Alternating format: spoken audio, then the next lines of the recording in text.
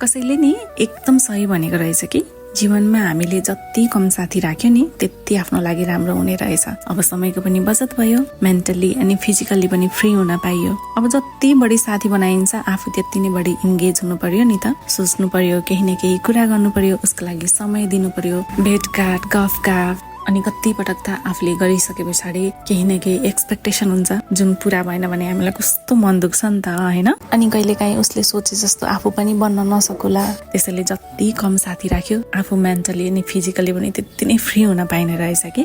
मैले भन्न खोजे होइन कि साथी बनाउँदै नबनाउनुहोस्। यदि राम्रो साथी छ तपाईलाई उसबाट जहिले पोजिटिभ भाइब्स आउँछ र जीवनमा हरेक कुरा गर्ने उत्साह मिलिरहेको छ भने मलाई त लाग्छ हामीले उसलाई आफ्नो जीवनमा अझ विशेष स्थान दिनुपर्छ। तर एकजनाको कोसिसले मात्र पनि मित्रता रहन्न है। सबभन्दा ठुलो कुरा त नि हामीलाई दुःख या आवश्यकता परेको बेलामा उसको साथ र हात पाइयोस्। कतै यस्तो नहोस् धेरै समय बितिसकेपछि नि हामीलाई अफसोस होस् मित्रता त मैले मात्र निभाएको रहेछु भनेर, या गलत मान्छेमा मैले आफ्नो समय पैसा या अन्य धेरै कुरा खर्चेको रहेछु भनेर। किनकि भनिन्छ बगेको खोला अनि बितेको समय फेरि फर्केर आउन्न रे।